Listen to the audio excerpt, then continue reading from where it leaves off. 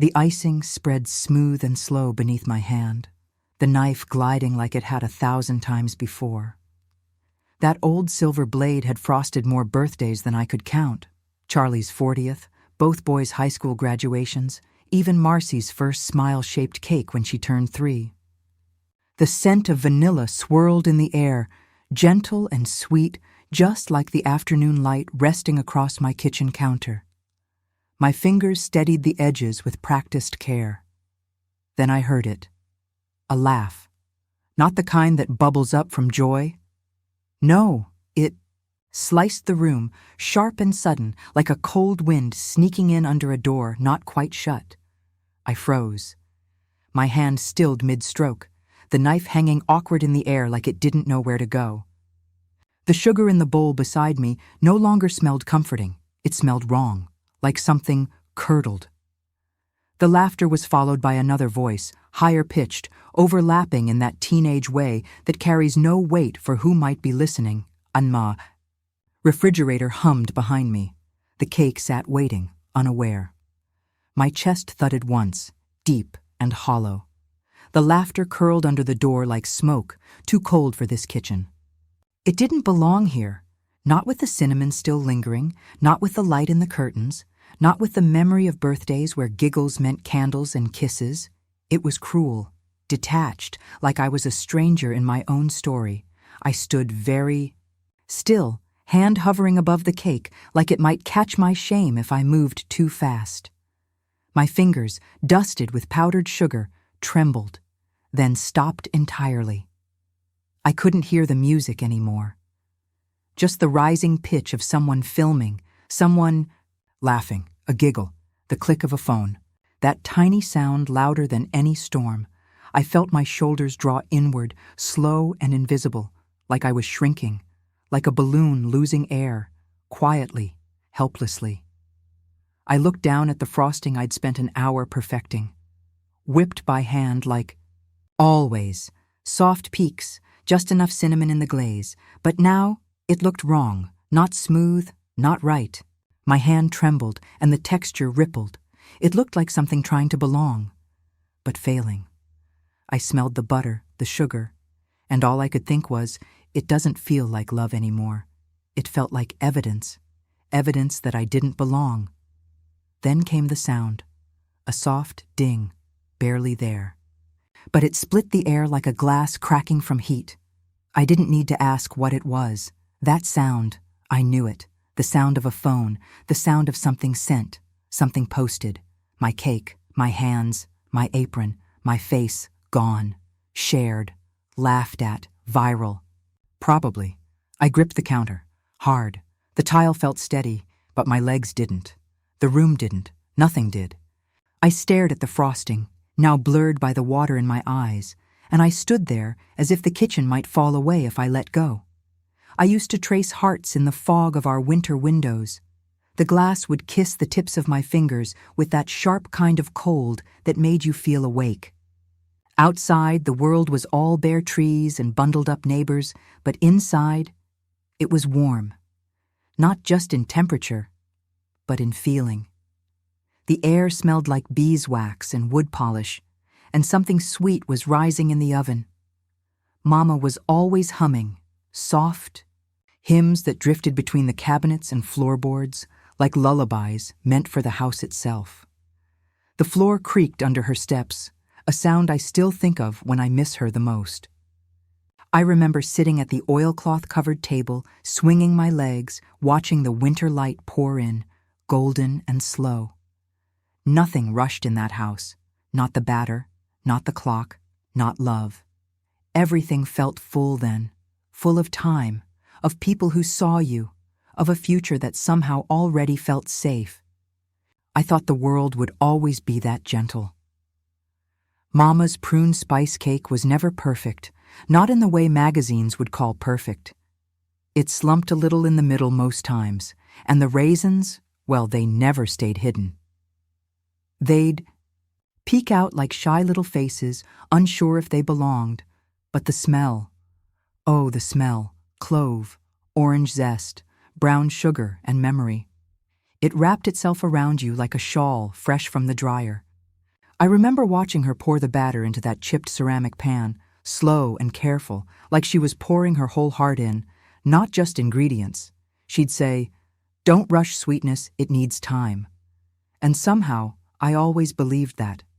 Because when that cake came out, even if it was a little lopsided or cracked at the top, it carried something holy. It wasn't dessert, it was her way of saying, "I love you, I see you, you matter." Charlie showed up for the first time on a Saturday, just as Mama's cake had finished cooling on the sill. The breeze from the open window lifted the scent and spun it through the room, sweet, rich, a little spicy. He stepped through the door with that grin of his and said, "Smells like a hug I forgot I needed." I didn't know it yet, but something inside me nodded. Mama cut us both warm slices, still steaming, the edges crisp from the pan. We ate with mismatched forks, elbows brushing every now and then, and all I could think was, this is how it starts.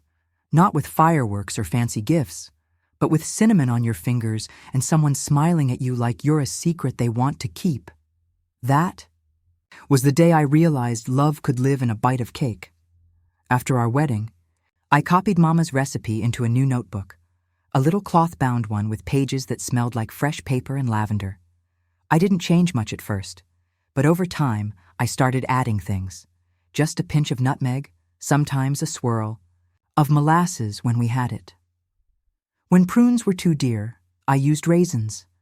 When Charlie said he liked it less sweet, I cut the sugar. That cake became ours.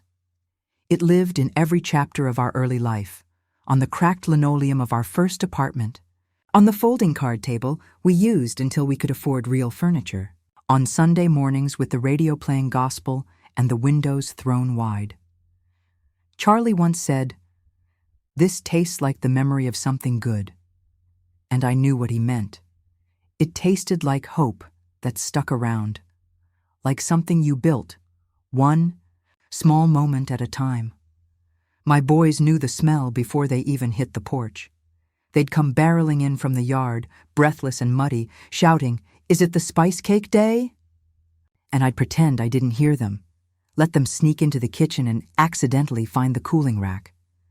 One of them would always pinch a corner, claiming it fell off.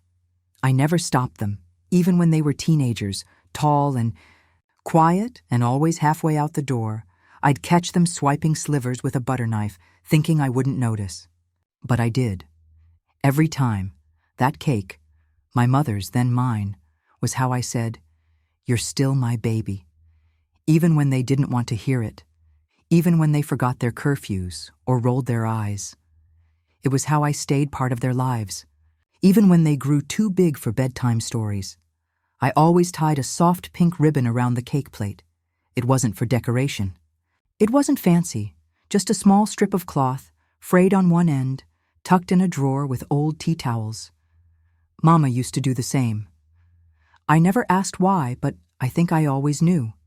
It was her way of passing something on, of saying, "This cake isn't just for now, it's part of where you come from." Every time I wrapped that ribbon around a plate, I felt her hands beside mine, and I whispered the same quiet blessing, even if only in my mind. You come from love. You come from hands that remember. The other day, I found the recipe card again. It was right where I'd left it, tucked behind the flour tin, edges curled, ink faded, and a little smear of butter still clinging to the corner. I held it in my hand and stared at it for a long while. It used to feel like a treasure, a key to something sacred. But now I wondered if it had become something else. A joke even. When did it stop being special? Was it the raisins, or was it me? That question keeps circling, like a bird that won't land. I still don't have the answer. The cake sat warm in my lap as I rode in the passenger seat of my own quiet thoughts. I'd triple-checked the foil, smoothing every wrinkle like it might change the way they received it. Each layer was a memory, each raisin, a moment. I had stirred that batter slow with the same wooden spoon my mother used when I was barely tall enough to see over the counter. I parked a few houses down and walked up the drive, the breeze tugging gently at my sleeves. Spring wind, brisk and restless. Their house throbbed with music, LED lights flickering through the blinds like a disco ball had swallowed the living room whole. I adjusted my sweater, straightened my shoulders, and smiled. Not because I felt confident, but because I still hoped. I came in through the side door, just like Marcy had told me to. Less awkward, she'd said. The kitchen hit me first. Loud bass, voices, perfume, a dozen shoes kicked off in the corner. I held the cake tighter. It wasn't just a dessert. It was my way of saying, I'm still here. I still have something to offer. I stepped inside, with that hope in my hands, like something sacred, something tender, something I didn't want to drop. I stood near the counter, still holding the cake. The music was so loud my chest vibrated with the beat. Someone was dancing, another kid yelled over a video, and the whole room buzzed with teenage chaos. The air smelled like cheap pizza, body spray, and the faint tang of something burnt. I reached into my bag and took out the knife I'd brought from home, the one with the tiny forget-me-nots etched into the handle. A gift from Charlie on our 30th. I set it beside the cake like it meant something. Maybe it still did. To me, anyway. Teenagers brushed past me, one bumping my elbow hard enough to make me steady the cake with both hands. No one looked up. No one said thank you. No one asked what I'd brought. The frosting started to glisten under the warmth of the room, softening just a bit. I removed the foil gently and placed the cake down with care, smoothing the ribbon on the edge. Then I stepped back. I was in the background, like furniture, like something in the way. From the hallway, I heard it. That laugh. It wasn't a laugh wrapped in joy. It was sharper than that. Quick, cutting. It bounced off the walls like a pebble skipping across glass. I paused, my back still to the sound, but every part of me heard it. Then I caught her voice, Marcy's. I recognized the pitch, the rhythm of it, that half-breath between her giggle and someone else chiming in. I didn't need to hear the exact words. That kind of laugh has its own meaning. You don't need subtitles when the tone slices through your chest like that. My stomach tightened. Heat crawled up the back of my neck. I stood frozen by the sink, staring at a half-empty bottle of soda someone had left out. Around me, the music went on. The party spun, the blender buzzed. But I was stuck in that moment, trying not to hear what I already knew. My hands started to tremble. I didn't turn toward them. I didn't want to see the shape my love had taken in their eyes. She really brought a raisin cake. The words floated toward me like smoke. I turned slowly. I didn't want to, but I did. Their faces were lit up not by candles or joy, but by the glow of their phones. One screen was pointed directly at me. My picture was already on it. A filter sparkled around my apron. A cartoon crown hovered above my head. And there was me, caught in a moment I didn't know was being recorded. Mid-blink, mid-smile, mid-hope. Saw a caption, bold and white. I couldn't read it from where I stood, but I didn't need to. Their eyes told me everything. They weren't looking at me. They were watching me. One girl whispered something and laughed harder. I glanced back. At the cake, still untouched.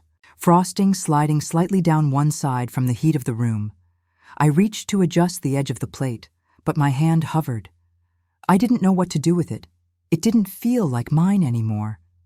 The air felt too thick to breathe. The cake was love, and now it was a punchline. I didn't say goodbye. I didn't look for Marcy.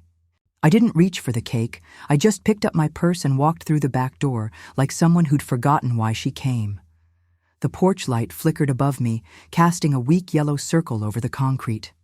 The wind stirred the leaves, brushing cool air across my arms, and I let it. It stung a little.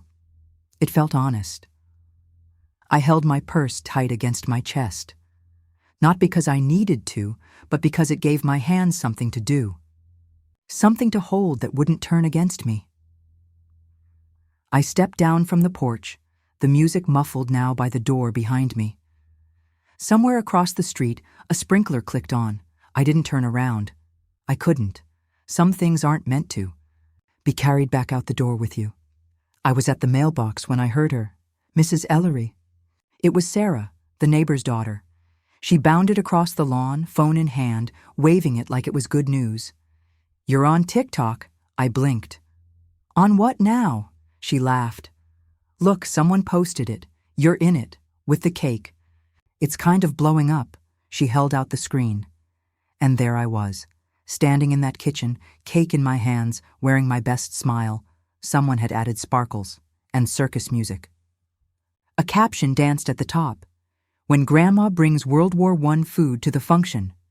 I didn't speak. The comments rolled beneath me. "Why does it look gray? She really put raisins in it?" My Nana could never. I looked at my hands, those same hands that had folded dough, buttoned coats, wiped tears. Now they felt foreign. My face flushed hot, then cold. She meant no harm, but something in me cracked. That night, I didn't turn on the overhead light. I sat at the kitchen table with just the little lamp glowing in the corner. The plate I hadn't used sat in front of me, still clean, still whole. It had been meant for slices, small, careful squares, passed with napkins and love. Next to it was the ribbon. I ran my fingers along it, feeling the soft curve of the fabric still curled from where it had been wrapped around the cake. It smelled faintly of cinnamon and thyme.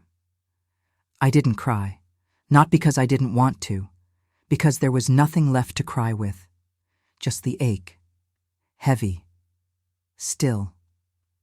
The clock ticked on the wall, the crickets sang outside, and I sat there, in a room full of memories, knowing something had shifted inside me, something quiet but permanent.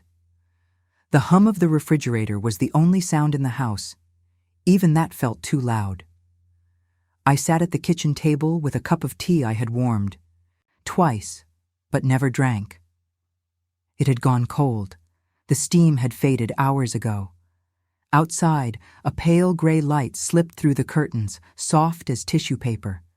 But the room still felt dim, still felt like it was waiting for something. The answering machine blinked again, red, red, red. One new message I hadn't played. I couldn't bear to. Probably a robocall. Or worse, someone asking if I'd had a nice time at the party. The cake tin sat where I left it, still sealed, still holding what felt like the last piece of me I could offer. I didn't have the heart to open it again. A fern drooped in the windowsill. I hadn't watered it. I hadn't watered anything. No footsteps, no voices. Just me and the slow tick of the wall clock, which somehow grew louder by the hour. I'd been erased, I thought. Not quickly or cruelly, just gently, like someone rubbing the corner of a photograph until your face fades from the frame. Until all that's left is the blur of where you once were. I walked down the hallway and caught a glimpse of myself in the mirror. I paused. Not because I was shocked, but because I didn't recognize the feeling. It wasn't age staring back at me. It was something quieter, like invisibility. I didn't feel seen, not by them, not by anyone. My reflection looked like a page left unread, a story someone had stopped in the middle. My hands, once so confident, cutting dough, buttoning shirts, wiping tears, felt clumsy now, out of place. I flexed them once and turned away from the glass. Back in the kitchen, I reached for a plate. Habit. I set it down at the table, took out a napkin, a fork. I even poured a small glass of water, setting it just to the right like I always did.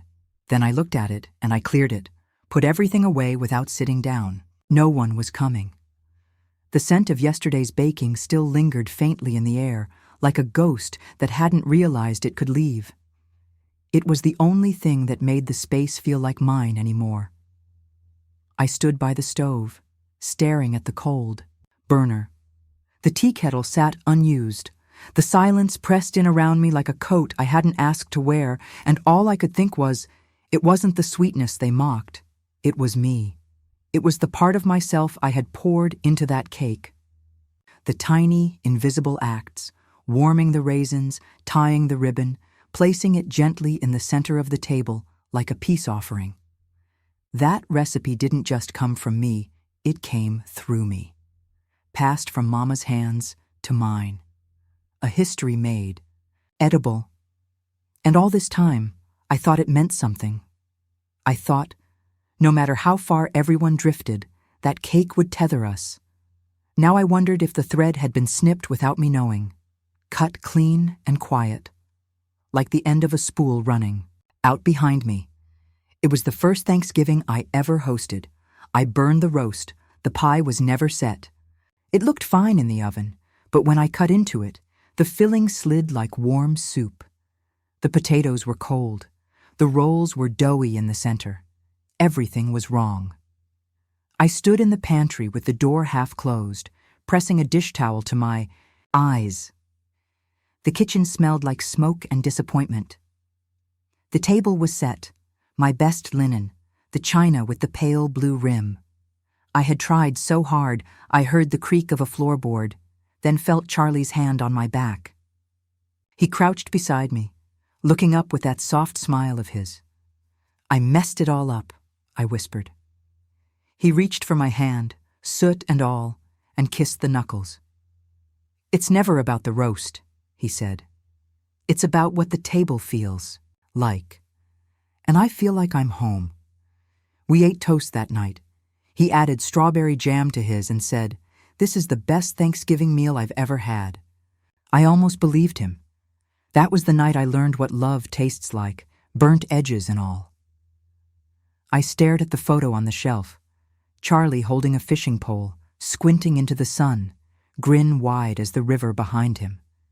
I remembered the way he used to laugh when things didn't go as planned, when I forgot to salt the soup, when the car stalled in the driveway and we sat with the windows down, waiting for help and singing old hymns to pass the time. I used to be that woman, the one who laughed even when the pie collapsed, who didn't let one ruined recipe define the whole night. Somewhere along the way, I folded that part of me up and tucked her away like a good tablecloth, only for guests, only when it mattered. I missed her. I missed him more. But in remembering him, I remembered me, the real me. She's quieter now, older, but she's still here. I was never good with words, not when the boys left home, not when Charlie got his diagnosis, not even at the funeral. Words stuck in my throat like too thick syrup. I never knew what to say, but I always knew what to bake. Food was my language, my way of saying, "I love you," without demanding it back. When I set a pie on the table, I was saying, "You still have a place here." When I packed lunch with handwritten notes tucked between the napkins, I was saying, "Don't forget who you are." So maybe what hurt the most wasn't that they didn't like the cake. It's that they laughed at my love letter, crumpled it without reading, mocked. The one language I'd ever truly spoken well. I didn't move for a long time. The tea sat cold.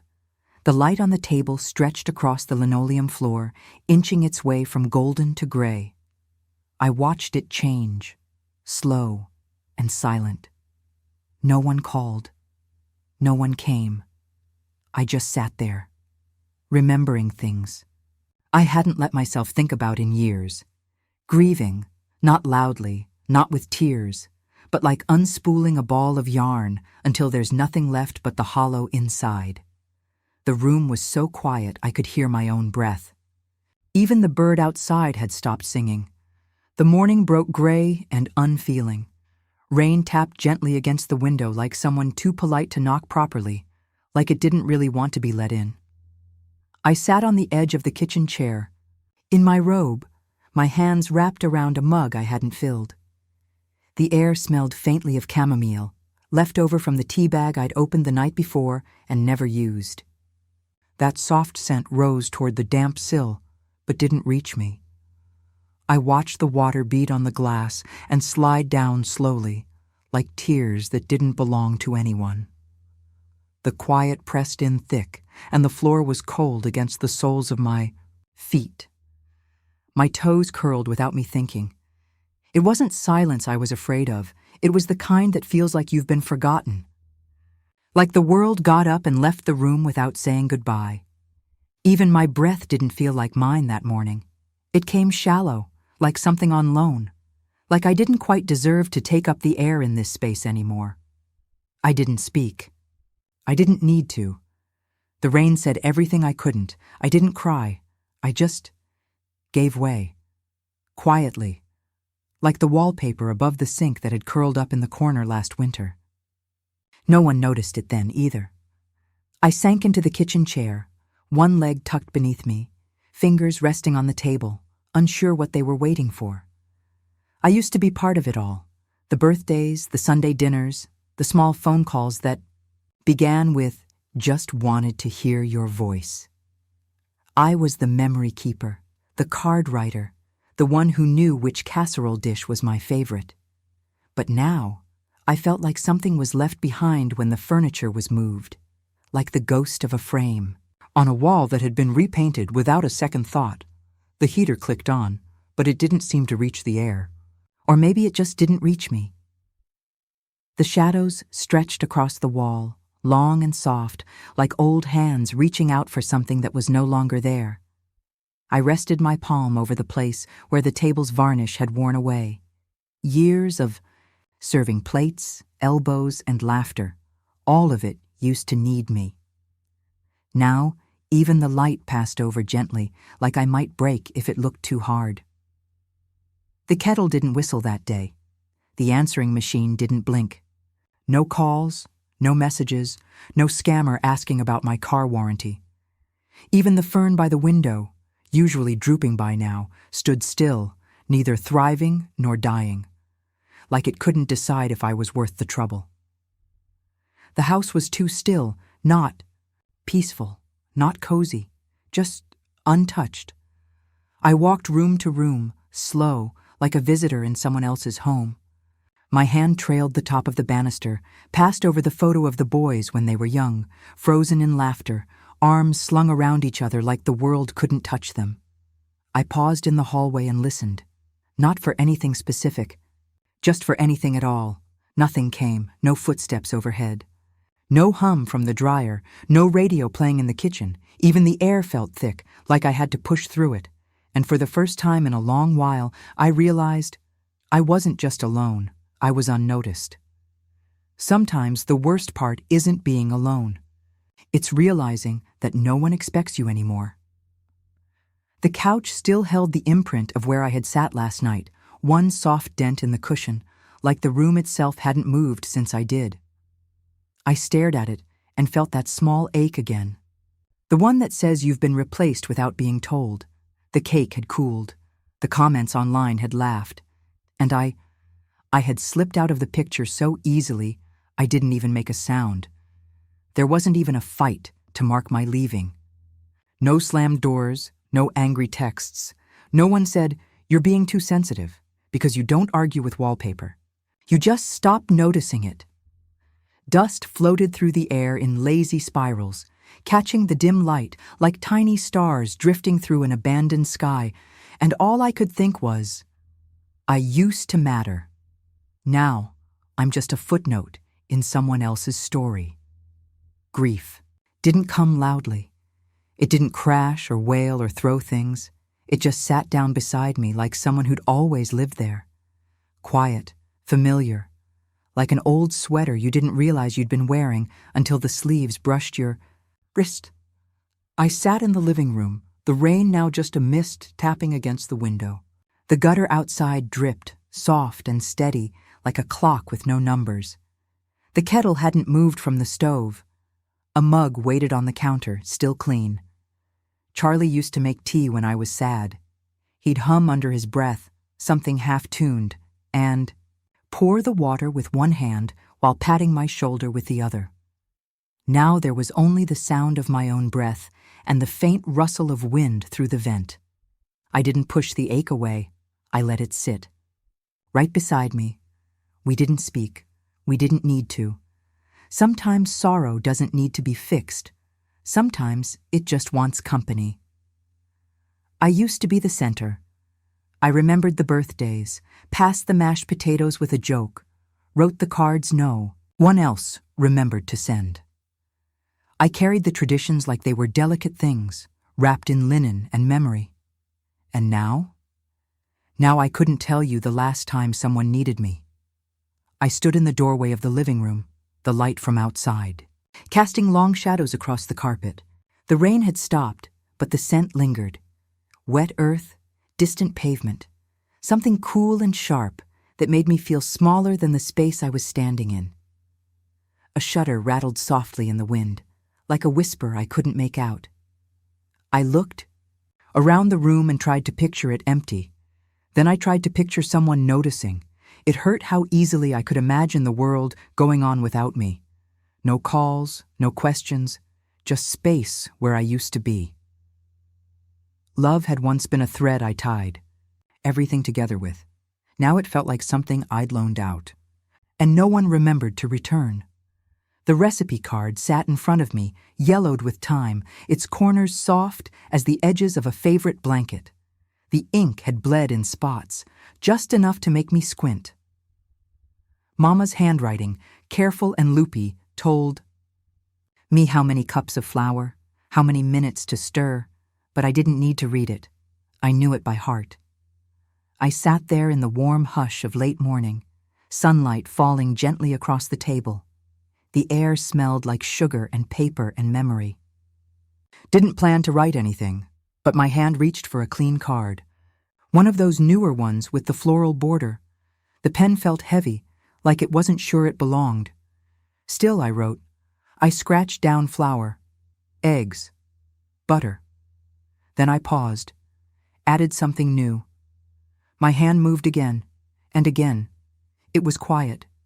Just the whisper of the pen across the paper. But something about that sound made the silence feel different. Less like absence, more like space, waiting for something. It wasn't the old cake anymore, not yet the new one. But it was a beginning. And that, for the first time in days, felt like enough. I stood at the counter and looked down at the batter. It was lighter in color than usual, less spice, more cream. Instead of raisins, I folded in chocolate chips. I'd always been loyal to raisins. Mama believed in them. But today, they felt too heavy. Too tied to something I couldn't carry right now. I added vanilla instead of clove. Just a splash. At first, it felt wrong, like I was breaking something sacred. But as I stirred, I realized I wasn't breaking it. I was translating it. Shaping it for someone who didn't grow up in Mama's kitchen, for someone whose memories didn't smell like spice, but still needed sweetness. The oven warmed the room. A breeze crept through the cracked window and danced across the bowl. The scent started to rise, soft, warm, comforting, not quite mine, not quite hers, but still love. Just love said differently. I carried the cake across the yard, the tray, warm beneath my fingers. I'd wrapped it in plastic, but the heat made it fog a little. It smelled like chocolate and cinnamon and something else I couldn't name. Hope, maybe. My heart was fluttering in my chest like a bird not sure whether to fly or stay. I crossed the short patch of grass and stepped up onto Sarah's porch. The boards creaked softly beneath me. I raised my hand and knocked, not too hard. She opened the door, her eyes wide. Hi? I smiled and held out the tray. Thought you might want to try a different kind of sweet. Her gaze dropped to the cake. She smiled back, shy, but real. Something gentle passed between us. An unspoken question, and the quiet beginning of an answer. She peeled back the wrap, and took a bite. Right there on the porch, no big reaction. No wide eyes or dramatic sounds, just a pause. Then a small laugh. "It tastes like warmth," she said. "Like when the house smells good but you don't know what's cooking yet." I laughed too, soft, surprised. Something shifted inside. Me, not big, just settled, like the click of a lock turning, like being let back into a room you forgot you built. It wasn't my old cake, but it still carried something real. And maybe, for now, that was more than enough. She didn't knock, just stood there on the porch, arms wrapped around herself like she was holding something in. Her phone wasn't in her hand for once. No earbuds, no screen glow. Just her, smaller than usual, less polished. Her hair was a little frizzy at the ends, like she'd walked over fast and thought better of it halfway. I opened the screen door and let it creak like it always did. Same sound from when she was little, when she used to run up the steps and yell, "Grandma, I'm here!" This time, I just nodded toward the swing. She sat without a word. The breeze stirred the trees, and a few dry leaves tumbled across the porch floor. A cricket chirped, then paused, as if remembering it was too early for music. We listened to it all, the creak of the swing, the wind slipping through the railing slats, the hush of a world catching its breath. We didn't fill the silence with sorries or explanations. We just let it be. Not angry, not easy, just full, like the space between us needed time to breathe. And maybe so did we. Her voice was barely more than a breath. "I didn't mean to make you sad." I looked at her. Really, looked. She still had that freckle under her eye. Mascara smudged just slightly in the corner, nails chipped, painted sky blue. Her hands were in her lap, fidgeting with the hem of her sleeve like she did when she was little and nervous. The same crooked smile tried to find its way through the silence. I didn't rush to speak. I let the wind pass through the porch railings. Again. "I know," I finally said, but it still broke something. My voice wasn't sharp, just honest, like a drawer sticking right before it slides open. "You know it'll move if you just don't force it."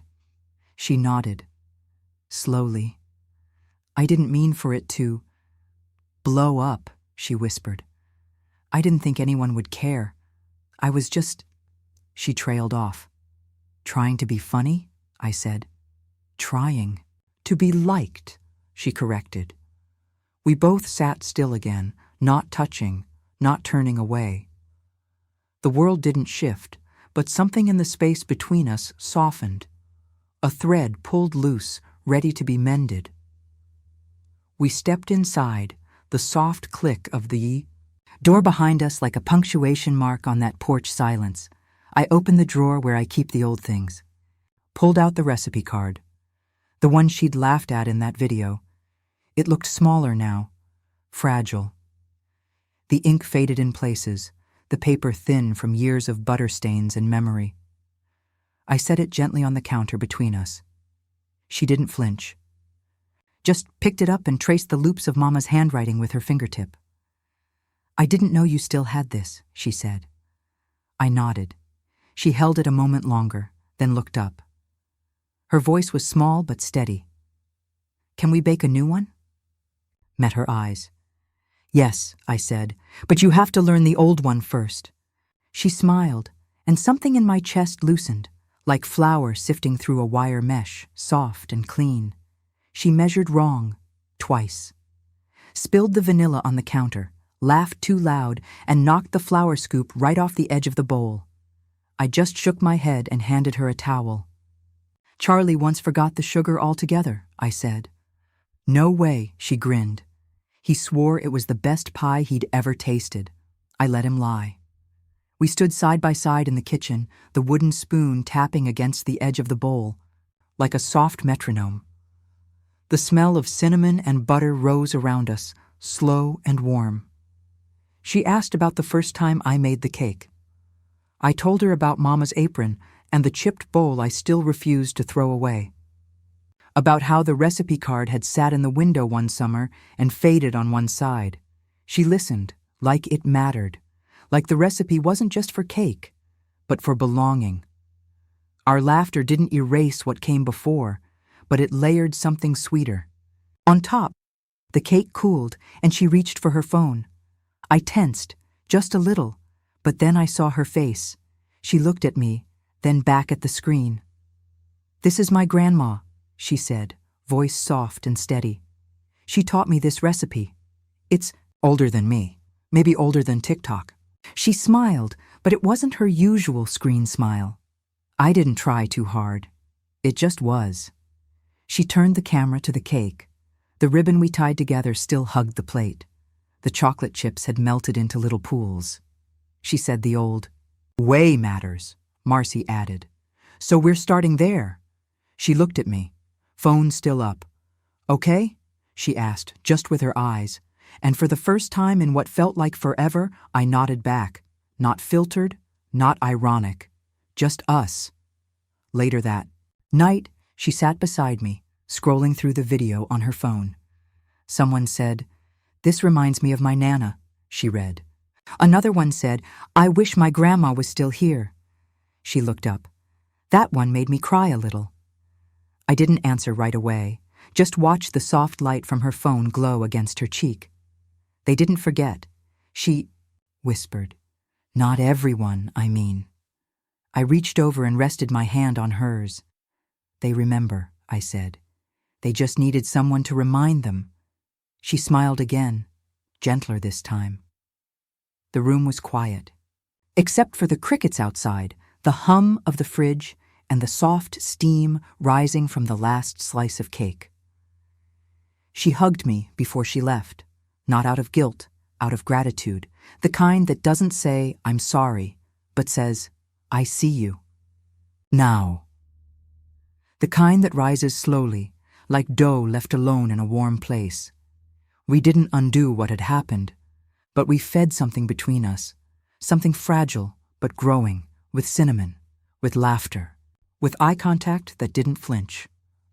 After she left, I stood in the kitchen and washed the mixing bowls by hand, dried them one by one. The counter felt warm under my palm, the last glow of the oven faded into dark, and I swept the floor. Steady. Quiet, whole. It started with one Sunday. She knocked this time, held up a bag of flour and said, "I measured wrong again." I told her to come in anyway. Then it was the next Sunday, and the one after that. Her hair was always pulled back, a little messy at the edges. She wore old jeans with flower prints on the thighs, and every time I looked at her I saw myself. 30 years ago, elbow deep in batter, windows open, radio humming. We didn't talk about the video anymore. It floated somewhere behind us, like dust that settled and never got swept. There was no apology loop, no tension left to unwind. We just baked, she measured. I whisked. We waited. And the silence between us wasn't the awkward kind. It was soft, familiar, like the quiet you sit in when you don't have to fill the room to feel full. The breeze from the window stirred the old recipe cards. Sunlight stretched across the counter like it was reaching for the past. The scent of vanilla filled the kitchen again, and this time it didn't hurt. It felt like belonging. I was halfway through a story about Charlie, something about how he used to sneak bites of batter when he thought I wasn't looking. When I noticed I hadn't heard the timer, I turned around fast, heart racing, but the oven door was already open. Marcy stood there with the mitts on, grinning, holding the cake in both hands. Steam rose up around her like a warm little cloud. "It smells right," she said. "That's all." And I just smiled. Not because she saved the cake, but because she didn't need the timer. She had learned, not from the card, not from any measurement I gave. She had learned the rhythm, the feel, the quiet language of flour and heat and memory. She knew. We made a mess every time. Flour in the air, raisins on the floor. A spoon dropped in the sink with a loud splash. Sugar dusted our sleeves and the tops of our heads. At one point, we both had streaks of batter across our chins and didn't even notice. Marcy laughed until she hiccuped. I told her about the year. The cat jumped on the table mid-birthday and took off with the entire frosting spoon, and how Charlie tried to fix the cake with a butter knife and a hairdryer. It only made it worse, I said, but he swore it was gourmet. She bent over the counter, laughing so hard she had to wipe tears with her apron. Tell me another. One, she said. So I did. We weren't just baking anymore. We were time traveling. Together. The kitchen was quiet that afternoon. The cake sat cooling by the window. The dishes were washed, the counters wiped. A single mixing bowl remained, just one, and we both pretended not to notice it yet. She leaned against the counter, her journal open beside her. Then, gently, without asking, she slid the recipe card inside. Tucked it into the back flap like something she wanted to carry, not just copy. I didn't say a word. I didn't need to. It wasn't about possession. It wasn't even about the cake anymore. It was a conversation across time. Mama's hands, weathered and sure. Mine, steady with age. And now hers, new, eager, still learning the beat. The ingredients had changed. The flavor shifted. But the thread? The thread held. Sometimes the memory of that video would return when I least expected it, like catching your reflection in a mirror when you're not ready. The laughter, the filter, the caption. It still stung. But now, when it came alongside. Another image, Marcy's hands brushing mine in the flour. Her eyes met mine, not for approval, but for connection. The way she listened now, the way she stayed. Healing hadn't come all at once. It came slowly. Like dough softening under a towel. It needed warmth and time, and I gave it both. The candle flickered gently on the table. The kitchen window rattled a bit from the breeze. I took a sip of tea and let the hurt settle, then let it go. I sat at the table and looked around the kitchen. Clean, quiet. The cake was gone, the last slice wrapped and tucked away for Marcy. The counters sparkled in the soft glow of the overhead light. A framed photo of Mama caught just enough of it to shine. I thought about the word memory. It doesn't mean stillness. It doesn't mean museum glass and locked doors. It means motion. It means reaching. It means passing something along, not to keep it the same, but to keep it alive, like a recipe. You don't save it to preserve every detail. You pass it down so someone else can make it their own. Love must bend, or it breaks. It must rise, or it hardens. But the heart of it, the reason, we pass that on, and it stays. If my story touched your heart, I kindly ask you to like this video and subscribe. I'll be here every day, sharing more stories just for you. Thank you, my dear.